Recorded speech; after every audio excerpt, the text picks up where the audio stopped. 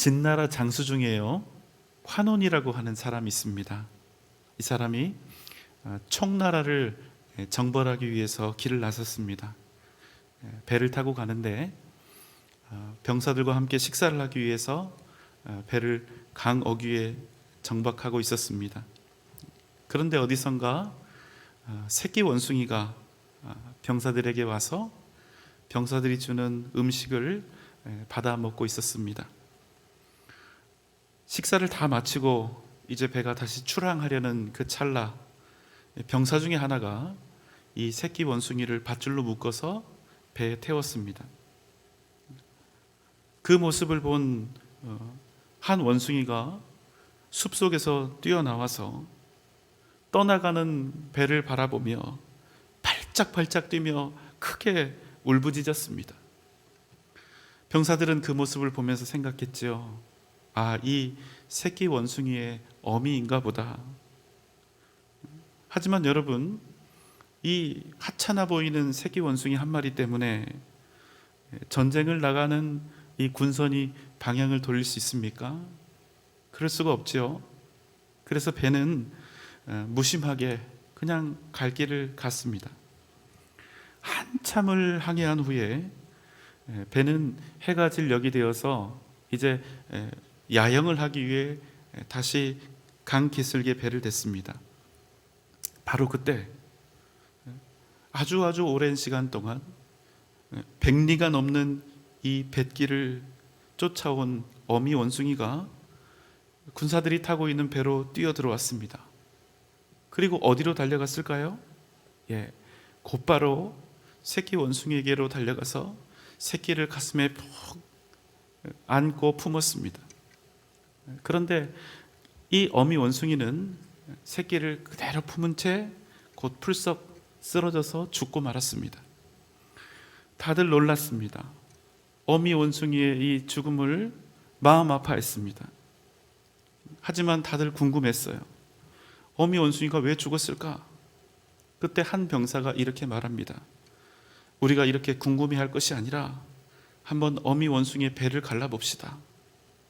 병사들은 어미 원숭이의 배를 갈랐습니다. 그리고 잠시 후 놀라지 않을 수가 없었습니다. 100리길을 쫓아온 어미 원숭이의 그 창자가 모두 다 조각조각으로 끊어져 있었던 것입니다. 이 내용은 위진남북조 유송시대 유희경이 쓴 세설 신어에 나오는 내용으로 단장지혜는 단장의 슬픔, 단장의 아픔, 창자가 끊어지는 아픔을 뜻합니다. 부모는 자식의 죽음 앞에서 자신의 죽음을 발견합니다. 자식이 죽는 것은 그저 자식이 죽는 것이 아니라 나도 함께 죽는 것입니다. 창자가 끊어지는 고통을 경험하는 것이지요. 오늘 우리가 함께 나눌 말씀은 자비에 관한 것인데요, 자비의 뜻이 시작되는 그곳이 바로 인간의 오장육부, 바로 창자입니다. 구약 성경에 보면 자비라고 하는 단어가 등장하는데 그 원어상의 의미가 인간의 오장육부, 창자라는 그런 뜻을 가지고 있습니다. 그래서 여러분, 성경에서 말씀하는 자비는요, 우리가 일반적으로 알고 있는 그런 자비의 의미를 완전히 뛰어넘는 아주 깊고 강렬하고 오묘한 뜻을 가지고 있는 거예요. 성경에 등장하는 자비는 그저 누군가가 어떤 제3자를 사랑한다, 불쌍히 여긴다, 이런 단순한 의미가 아니라 어미와 자식 사이에서만 존재할 수 있는 그 절대적이고 본질적인, 결코 분리할 수 없는 그 깊은 관계를 전제로 하고 있는 것입니다. 엄마들은 그 자식을 자신의 뱃속에서 266일 동안 길러내지요. 또 출산할 때가 되면 자기 목숨을 걸고 아기를 낳습니다. 자기 생명을 걸고 그 아기를 출산하는 거예요. 그 신비롭고 절대적인 관계 속에서만 온전히 이해될 수 있는 것이 바로 구약 성경에 등장하는 하나님의 자비인 것입니다. 저에게 아들이 있습니다. 저는 제 아들을 제 생명보다 더 귀하게 사랑하고 있습니다. 제 나름대로 자부하는 건 이래요. 이 세상에서 그 누구보다 내가 내 아들을 가장 사랑한다, 이렇게 자신합니다. 아들을 생각하면 그냥 항상 마음이 먹먹해요. 또 그 마음을 말로 표현할 수 없을 만큼 아들을 생각하면 기쁘고 행복합니다. 그런데 제 아내를 보면 아들을 사랑하는데 저와는 또 차원이 다른 그런 사랑으로 아들을 사랑하고 있더라고요.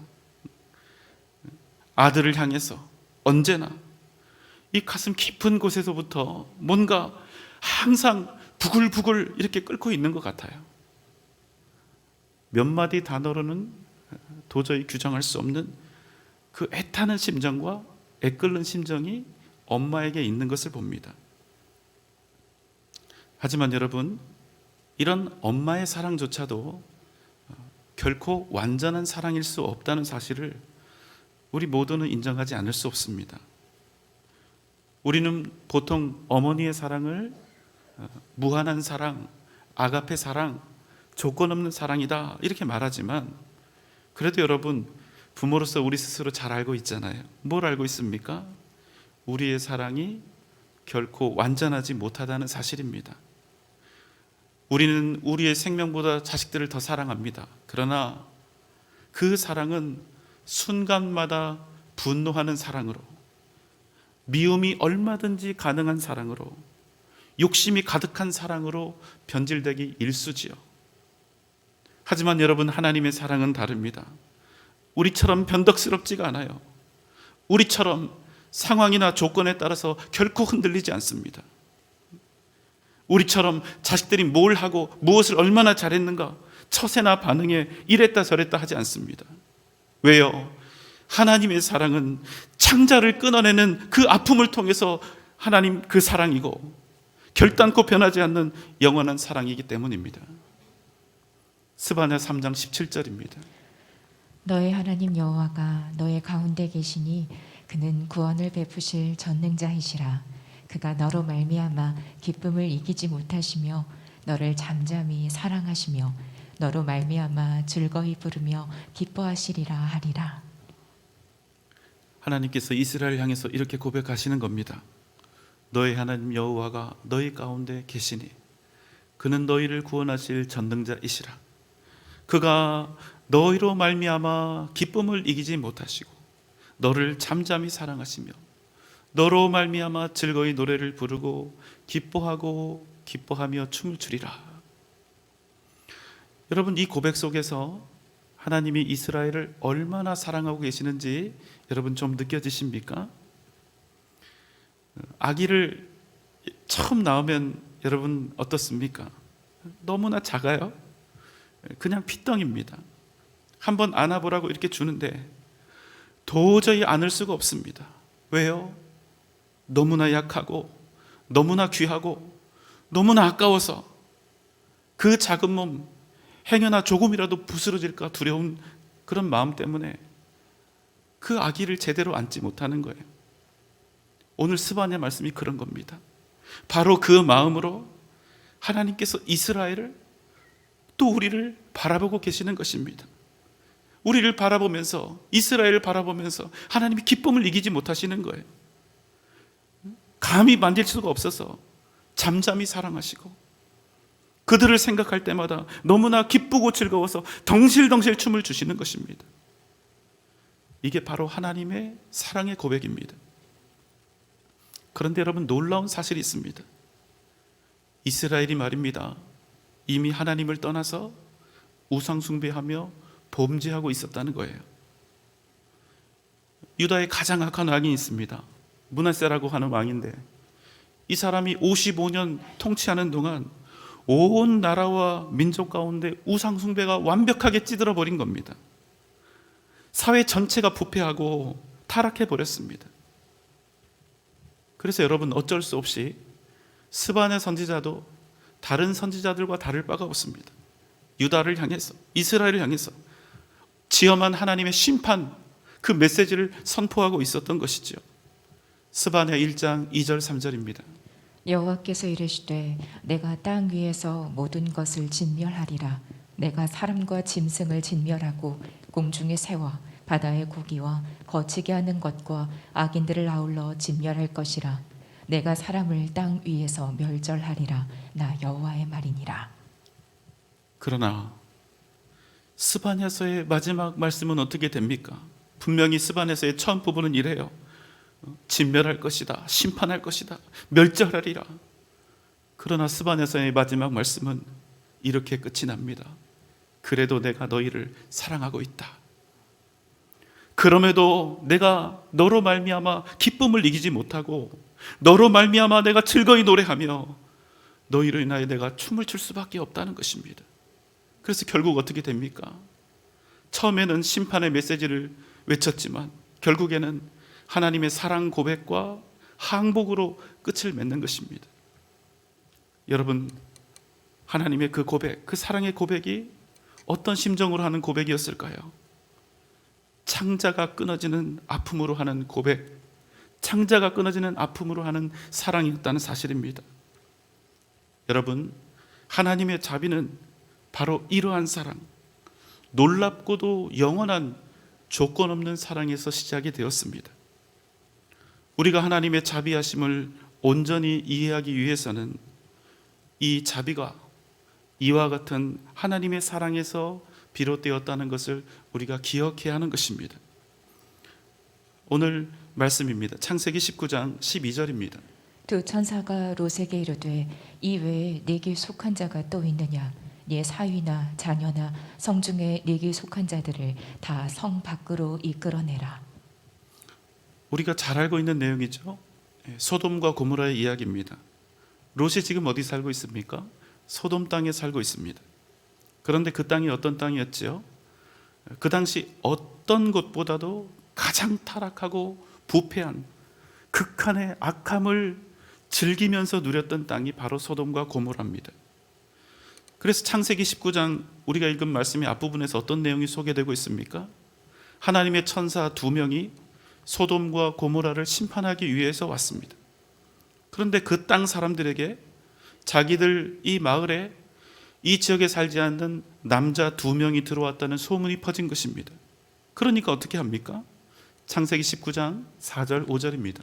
그들이 눕기 전에 그 성 사람 곧 소돔 백성들이 노소를 막론하고 원근에서 다 모여 그 집을 애워싸고 롯을 부르고 그에게 이르되 오늘 밤에 내게 온 사람들이 어디 있느냐? 이끌어내라. 우리가 그들을 상관하리라.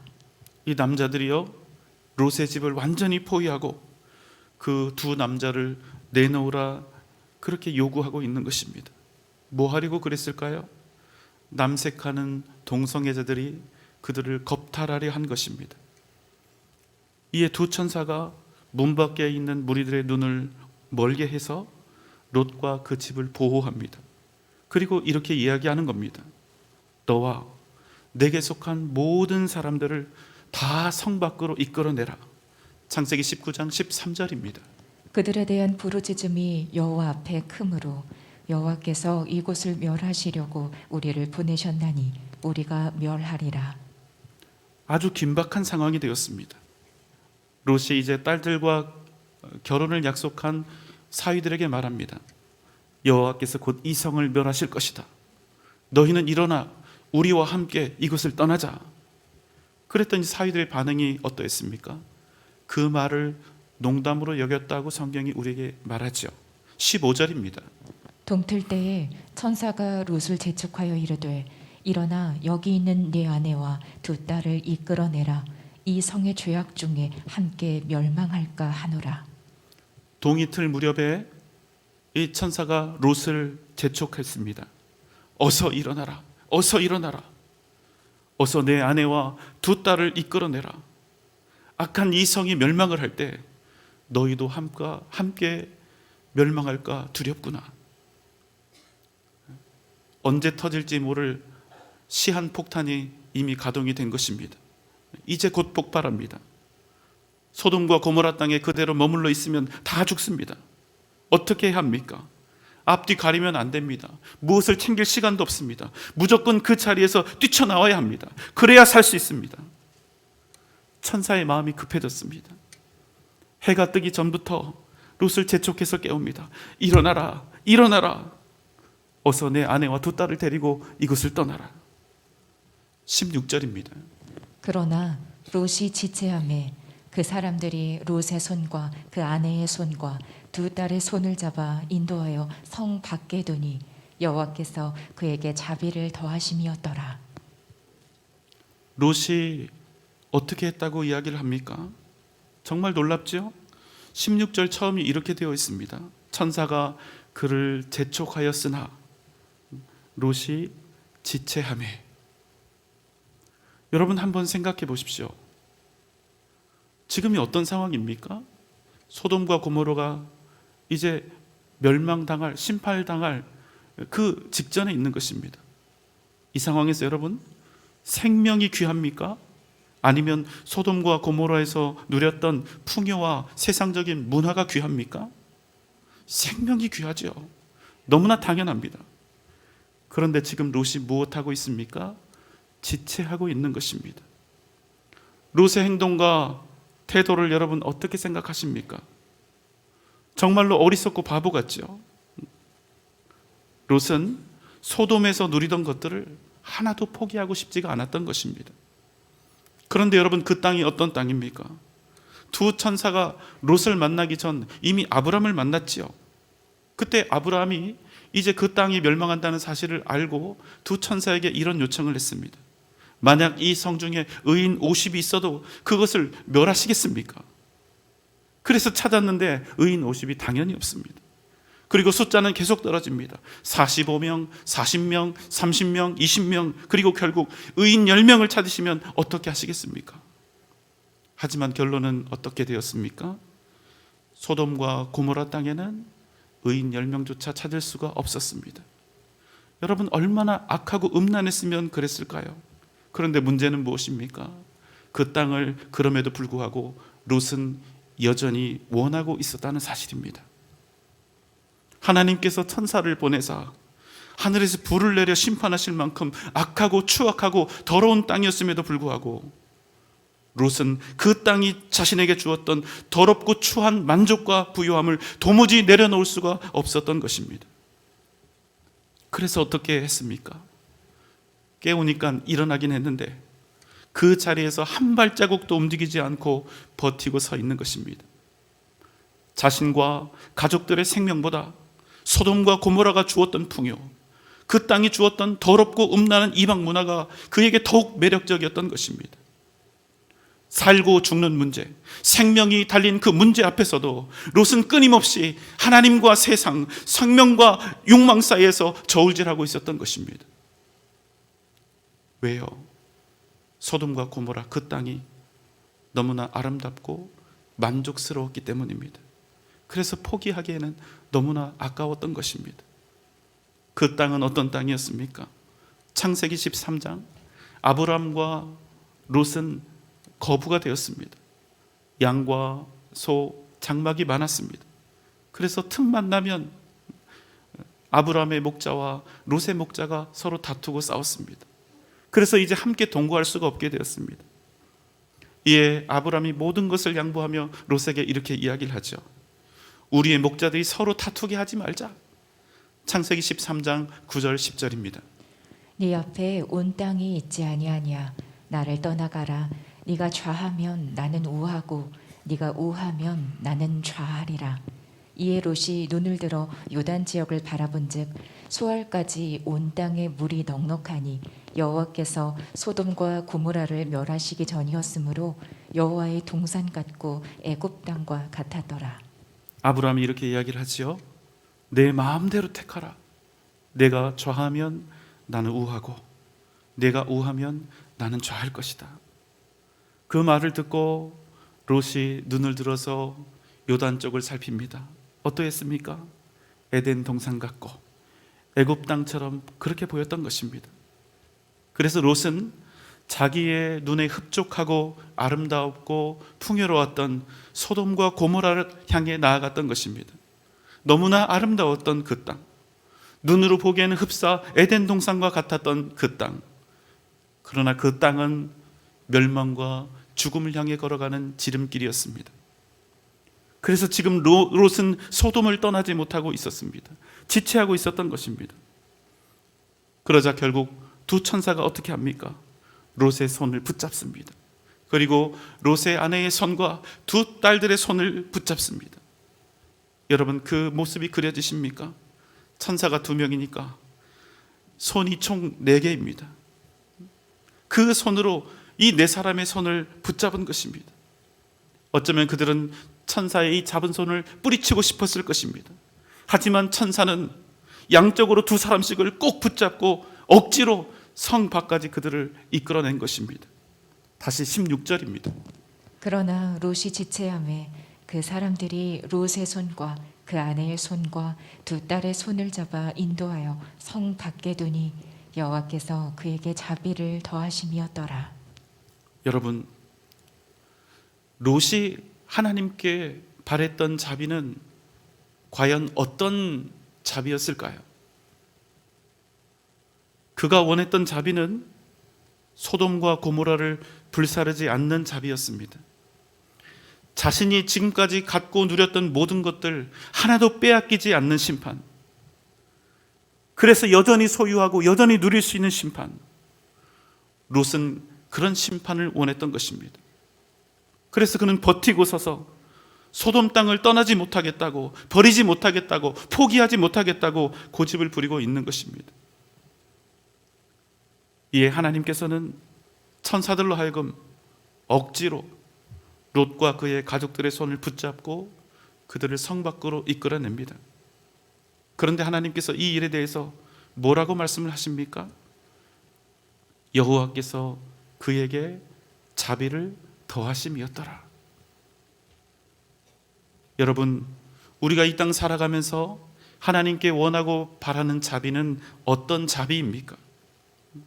아프지도 않고 다치지도 않고 세상 그 무엇도 잃지 않고 내가 원하는 모든 것들을 다 소유하고 누리며 내 모든 욕심과 계획대로 다 되는 그런 자비, 내 모든 환경이 안전하게 유지되는 자비, 내가 어떤 죄를 짓는다 할지라도 아무런 징계도 받지 않고 그저 나를 용서해 주세요 이 한마디에 완벽하게 모든 상황이 종료되어 없어지는 자비.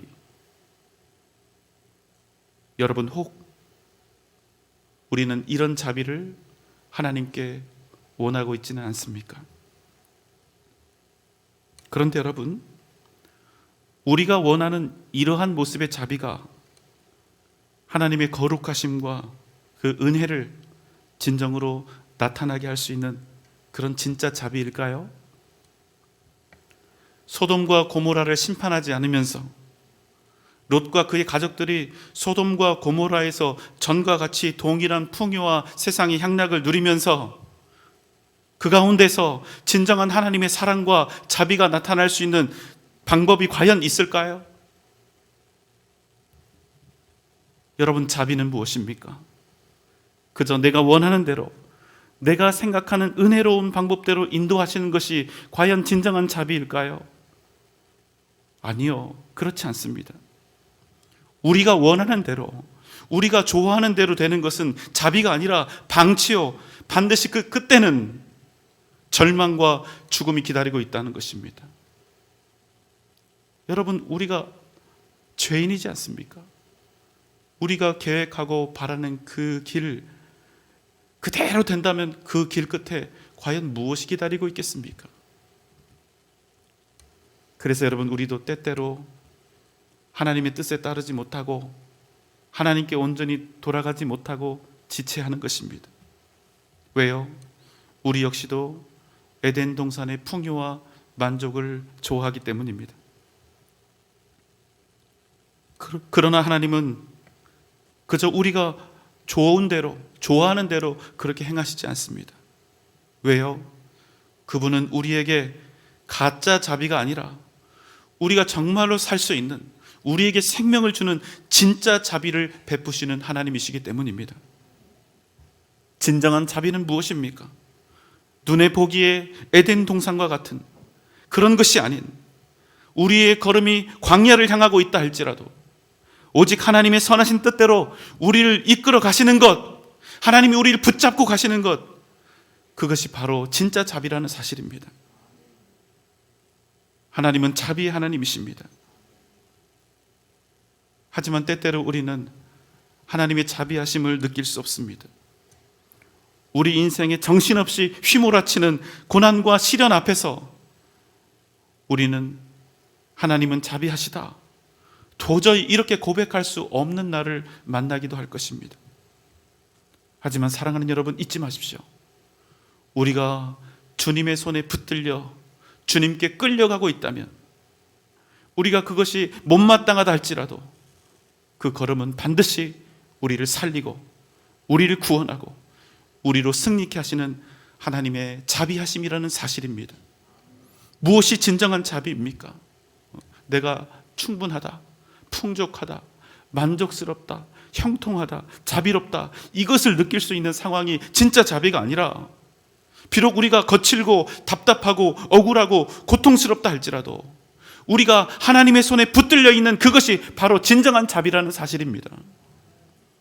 시편 37편 23절 24절입니다.